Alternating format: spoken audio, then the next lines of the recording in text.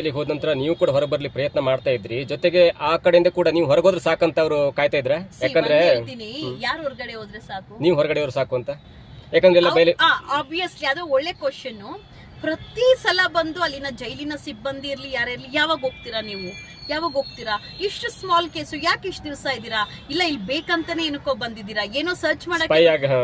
ಸಖತ್ ಅದಂತೂ ತುಂಬಾ ನಡೀತು ಬಿಡಿ, ತುಂಬಾ ನಡೀತದು. ಇಲ್ಲ ಅವ್ರು ಬೇಕಂತಾನೆ ಬಂದಿರೋದು, ಏನೋ ಸರ್ಚ್ ಮಾಡಕ್ಕೆ ಬಂದಿರೋ, ಏನೋ ತಿಳ್ಕೊಳಕ್ಕೆ ಅಲರ್ಟ್ ಆಗೋಗಿದ್ರು. ನಾನು ಯಾಕಂದ್ರೆ ಬಂದು ಕೆಲವ್ರು ನೀನ್ ಯಾಕೆ ಹೋಗ್ತಾ ಇಲ್ಲ, ನೀನ್ ಯಾಕೆ ಹೋಗ್ತಾ ಇಲ್ಲ, ಅದು ನನಗೊಂಥರ ಮುಜುಗರ ಆಗ್ತದೆ, ಇವ್ರು ಯಾಕಪ್ಪ ಹೋಗ್ತಾ ಇಲ್ಲ ಅಂತ. ಅದಾದ್ರೆ ಬಟ್ ಒಂದ್ ಕಡೆ ನನ್ಗೆ ಎಲ್ಲಾನು ತಿಳ್ಕೊಬೇಕು, ಎಲ್ಲೆಲ್ಲಿ ಏನೇನು ಪ್ರತಿಯೊಬ್ಬರಿಗೂ ನನ್ಗೆ ಗೊತ್ತು ಸರ್. ಯಾರ ಆರೋಪಿಗಳು ಒಳಗಡೆ ಬರ್ತಾರೆ, ಇಲ್ಲ ಅಲ್ಲಿದ್ದಾರೆ ಸಂಧ್ಯಾಕ್ಕ ಅಲ್ವಾ, ಪ್ರತಿಯೊಬ್ಬರಿಗೂ ಗೊತ್ತು. ಅಂಡ್ ಯಾರಿಗೆ ಏನೇ ಆದ್ರೂ ಧ್ವನಿ ಎತ್ತಾ ಇದ್ದೆ ಅವ್ರ ಪರನು. ಯಾರ ಮೇಲೆ ಆದ್ರೂ ಏನಾದ್ರೂ ಅರಾಜ್ ಆಯ್ತಂದ್ರೆ, ಇಲ್ಲ ನಾನು ಹೇಳಿದ್ನಲ್ಲ ಲೆಸ್ಬಿಯನ್ಸ್ ಅಂತ, ಪ್ರತಿಯೊಂದು ಜಾಗಕ್ಕೂ ಅವ್ರ ಪರ ನಾನು ನಿಂತ್ಕೊಳ್ತಾ ಇದ್ದೆ. ಅಲ್ಲೂ ಸಹ ನಾನು ಕೆಲ ಹೆಣ್ಮಕ್ಳ ಪರ ನಿಂತ್ಕೊಂಡಿದ್ದೀನಿ, ಬುದ್ಧಿ ಹೇಳಿದೀನಿ, ಕೌನ್ಸಿಲಿಂಗ್ ಕೊಟ್ಟಿದ್ದೀನಿ. ಸಮಾಜ ಏನು, ಜೈಲ್ ಏನು, ನಮ್ಮ ಪೋಷಕರಂದ್ರೆ ಏನು, ನಮ್ಮ ಜೀವನ ಅಂದ್ರೆ ಏನು ತಿಳಿಸ್ಕೊಟ್ಟಿರೋಂಥ ಕೆಲಸ ಸುಮಾರು ಜನಕ್ಕೆ ಮಾಡಿದ್ದೀನಿ. ಆ ಸುಮಾರು ಜನದಲ್ಲಿ ಬುದ್ಧಿ ಕಲ್ತಿರೋಂಥವ್ರು ನನ್ನ ಫೇಸ್ಬುಕ್ ಇನ್ಸ್ಟಾಗ್ರಾಮ್ ಇಂದ ನನ್ನ ನಂಬರ್ ತಗೊಂಡು ಕಾಂಟ್ಯಾಕ್ಟ್ ಮಾಡ್ತಾರೆ. ಅಕ್ಕ ನಾನು ಹಿಂಗೆ ಚೇಂಜ್ ಆಗಿದ್ದೀನಿ, ಹಿಂಗೆ ಕೆಲ್ಸಕ್ಕೆ ಹೋಗ್ತಾ ಇದ್ದೆ, ಅದಲ್ವಾ ಖುಷಿ? ಯಾರೋ ಒಬ್ರು ಬದಲಾಗಿದ್ದಾರೆ ಅಂದ್ರೆ ಅದು ನಂಗೆ ಖುಷಿ ಅಲ್ವಾ? ಅಲ್ಲಿ ಇದ್ದಷ್ಟು ದಿವಸ ನಾನು ಮಾಡಿರೋಂಥದ್ದು ಒಂದು ಕೌನ್ಸಿಲಿಂಗ್, ಒಂದು ಒಳ್ಳೇದೇನು ಕೆಟ್ಟದೇನು ಅನ್ನೋಂಥದ್ದು. ಕೆಲವ್ರು ಕೇಳ್ಬೋದು ನೀನೇ ಸರಿ ಇಲ್ಲ ಅಂತ ಹೇಳಿ, ಅದು ಹೇಳೋರ್ಗೆ ಸರಿ ಇಲ್ಲ. ಅವ್ರು ಕೆಟ್ಟವರು ಅನ್ನೋದೇನಕ್ಕೆ ಹೇಳಿ, ನಾನು ಒಳ್ಳೆ ವಿಚಾರಗಳ ಬಗ್ಗೆ ಮಾತಾಡ್ತೀನಲ್ವಾ, ಒಳ್ಳೆ ವಿಚಾರಗಳ ಬಗ್ಗೆ ಧ್ವನಿ ಎತ್ತೀನಲ್ವಾ, ಅದಕ್ಕೆ ಕೆಟ್ಟವ್ರು ಅಂತಾರೆ. ಅಲಿಗೇಷನ್ಸ್ ಮಾಡ್ತಾರೆ, ನಾನಾ ತರ ಪಟ್ಟ ಕೊಡ್ತಾರೆ. ಯಾರು ಏನೇ ಹೇಳಿ ಕೊನೆಗೆ finally end of the day ನಮ್ಮನ್ನ ಹೊಗಳಬೇಕಾಗಿರೋದು, ನಮ್ಮನ್ನ ಅಪ್ರಿಶಿಯೇಟ್ ಮಾಡಬೇಕಾಗಿರೋದು ನಮ್ಮ ಪೋಷಕರು ಅಲ್ವಾ, ನಮ್ಮ ಪೇರೆಂಟ್ಸ್. ಎಸ್, ನಮ್ಮ ಪೇರೆಂಟ್ಸ್, ಬೇರೆಯವರು ಅಲ್ಲ. ಯಾರೋ ಇವತ್ತು ನಿನ್ನೆ ಬಂದವ್ರು ಏನೋ ಅಲಿಗೇಷನ್ಸ್ ಮಾಡಿದ ತಕ್ಷಣ ನಿನ್ನ ನಾಲ್ಗೆ ಹಿಡಿತಾ ಇಟ್ಕೊ, ನೀನು ತುಂಬಾ ಹೊಲ್ಸ್ ಮಾತಾಡ್ತೀನಿ, ಯಾರ ಹತ್ರ ಮಾತಾಡ್ತೀನಿ, ನೀನ್ ಏ ಅಂದ್ರೆ ನಾನು ಏನೋ ಲೇ ಅಂತೀನಿ. ನೀವು ರೆಸ್ಪೆಕ್ಟ್ ಕೊಟ್ರೆ ನಂಗೆ ಡಬಲ್ ರೆಸ್ಪೆಕ್ಟ್ ಕೊಡ್ತೀನಿ. This all. ಸೊ ಜೈಲಿನ ವ್ಯವಸ್ಥೆ ಬದಲಾಗ್ಲಿ, ಅಧಿಕಾರಿಗಳು ಹೋಗಿ ಸುಮ್ನೆ ನಾಮಕ ವಸ್ತ್ರಕ್ಕೆ ಬರ್ಕೊಂಡ್ ಬಂದ್ಬಿಡೋದಲ್ಲ. ಅವ್ರು ಇವಾಗ ಹೋಗ್ತಾ ಇದಾರೆ ಅಂದ್ರೆ ಆಲ್ರೆಡಿ ಅವ್ರಿಗೆ ಮಾಹಿತಿ ಇರೋ, ಗೇಟ್ ಹತ್ರ ಅವ್ರು ಬರ್ತಾ ಇದಾರೆ ಅಂದ್ರೆ ಗೇಟ್ ಇಂದಾನೆ ಇನ್ಫಾರ್ಮೇಶನ್ ಬಂದಿರುತ್ತೆ, ಎಲ್ಲರೂ ಅಲರ್ಟ್ ಆಗ್ಬಿಡ್ತಾರೆ. ಒಂದ್ ದಿವಸ ನಾನು ಅಲ್ಲಿ ಇದ್ದೋಗ್ಲೇ ಮಾರ್ನಿಂಗ್ 6 o'clock ಸರ್ಚ್ ಬಂದಿದ್ರು, 5:45 ಅನ್ಸುತ್ತೆ ಸರ್ಚ್ ಬಂದಿದ್ರು. 5:45 ಅಂದ್ರೆ ಒಂದು 5 o'clock ಅವಾಗೆ ಇಲ್ಲಿಗ್ ಮೆಸೇಜ್ ಬಂದ್ಬಿಡ್ತು ಸರ್ಚ್ ಬರ್ತಾ ಇದೆ ಅಂತ. ಇನ್ನೇನಲ್ಲಿ ಏನು ಇರಲ್ಲ ಅಲ್ಲಿ, ಏನು ಮೊಬೈಲು ಅದು ಇದಲ್ಲ. ನಾನು ಹೇಳಿದ್ನಲ್ಲ, ಇಲ್ಲಿ ಲೆಸ್ಬಿಯನ್ಸ್ ಕೆಲವೊಂದು ಕತೆಗಳಿದಾವೆ, ಅಲ್ಲಿ ಚೇಂಜಸ್ ಆಗ್ಬೇಕು. ಹೆಣ್ಣು ಅದು ಗಂಡಸ್ ಜೊತೆ ಇದ್ರೆ ಗಂಡ ಆಗಿರ್ತಾನೆ ಅಲ್ವಾ, ಇಲ್ಲ ಪ್ರಿಯಕರ ಆಗಿರ್ತಾನೆ, ಅದು ಬೇರೆ. ಬಟ್ ಹೆಣ್ಣು ಮಕ್ಳು ವಾಟ್ ಇಸ್ ದಿಸ್? ಎಷ್ಟು ಅಸಹ್ಯ ಗೊತ್ತಾ? ಬಟ್ಟೆ ಹಾಕಲ್ಲ ಸರ್, ಅಲ್ಲಿ 2 pieces ಅಲ್ಲಿ ಇರ್ತಾರೆ. ಯಾಕೆ CCTV ಕ್ಯಾಮ್ರಾ ಹಾಕಲ್ಲ ಬ್ಯಾರಕ್ ಒಳಗೆಲ್ಲ? ಹಾಕಿ. ಹೌದು, ಹಾಕಿ. ಬಟ್ ಅವ್ರಿಗೆ ಸೊಳ್ಳೆಗಳೇ ಕಚ್ಚಲ್ಲ, ಏನ್ ಕಚ್ಚಿದ್ರೇನು ಏನ್ ಮಾಡ್ತಾರೆ, ಕೊಬ್ಬರಿ ಎಣ್ಣೆ ಹಾಕೊಂಡಿರ್ತಾರೆ. ಇಲ್ಲಿ ಒಂದೊಂದ್ ರೂಮ್ ಅಲ್ಲಿ 23 ಜನ ಇರ್ತಾರೆ. ಅದ್ಯಾರೋ ಒಬ್ರು ಶಿವಾಜಿನಗರಿಂದ ಬಂದಿದ್ರು, 3 ಜನ ಆರೋಪಿಗಳು ಒಂದ್ ಕೇಸಲ್ಲಿ, ಕಳ್ತನ ಕೇಸಲ್ಲಿ. ಹೆಂಗಂದ್ರೆ ಪೊಲೀಸ್ ಅವ್ರನ್ನೂ ಹೆದರ್ಸ್ತಾರೆ, ಎಲ್ಲಾರನ್ನೂ ಹೆದರ್ಸ್ತಾರೆ. ಎಲ್ಲಾರ ಮುಂದೆನೆ ಕಿಸ್ ಕೊಡ್ತಾರೆ, ಹಗ್ ಮಾಡ್ತಾರೆ, ಮಲ್ಕೊಂಡು. ಏನೇನೋ ವಿಚಿತ್ರ ಅಂದ್ರೆ ಅದನ್ನ ಕೇಳೋರ್ಗೆ ಯಾರಿಗೂ ಗಟ್ಸೇ ಇಲ್ವಾ? ಯಾಕಂತವ್ರ ಮೇಲೆಲ್ಲ ಪ್ರಕರಣ ದಾಖಲು ಮಾಡೋದಿಲ್ಲ? ಅಲ್ಲಿ ಸಿಬ್ಬಂದಿಗಳು, ಮಹಿಳಾ ಸಿಬ್ಬಂದಿಗಳು ಇರ್ತಾವ ಅಥವಾ ಬೇರೆ ಪುರುಷ ಸಿಬ್ಬಂದಿಗಳು? ಮಹಿಳಾ ಸಿಬ್ಬಂದಿಗಳೇ ಇರೋದು.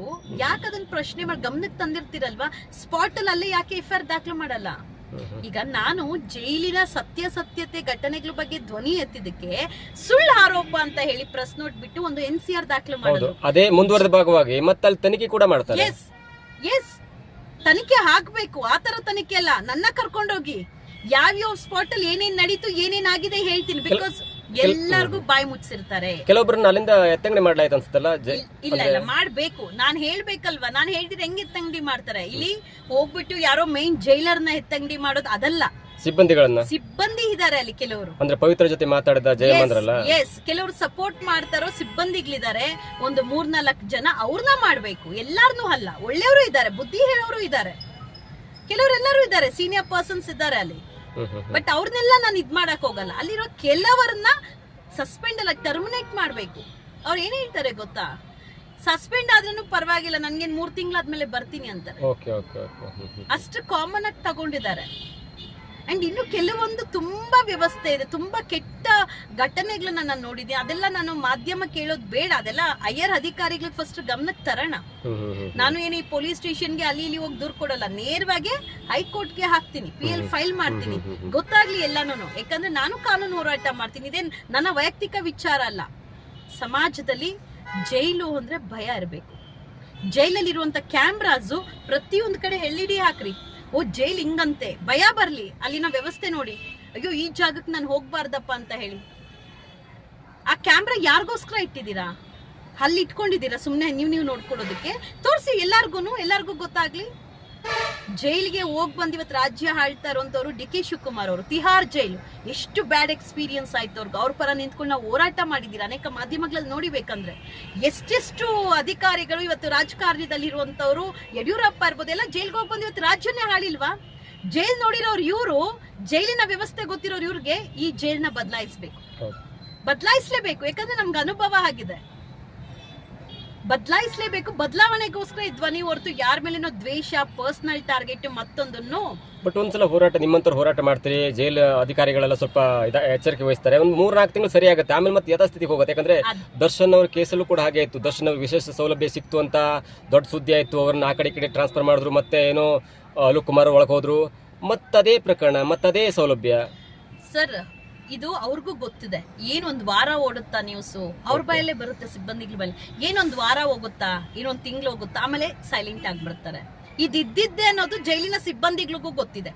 ಬಿಕಾಸ್ ಅಲ್ಲೆಲ್ಲಾ ವ್ಯವಸ್ಥೆ ಮಾಡೋದು, ಎಲ್ಲ ತಂದು ಕೊಡೋದು ಜೈಲಿನ ಸಿಬ್ಬಂದಿಗಳೇ ಅಲ್ವಾ? ಅವ್ರಿಗೆ ಅಲ್ಲೇ ಅಲ್ವಾ ರೊಕ್ಕ ಬರೋದು, ಸಂಬಳಕ್ಕಿಂತ ಗಿಂಬಳ ಅಲ್ಲೇ ಅಲ್ವಾ ಜಾಸ್ತಿ ಬರೋದು. ಸೊ ಅವ್ರು ಮಾಡ್ಲೇಬೇಕಲ್ವಾ?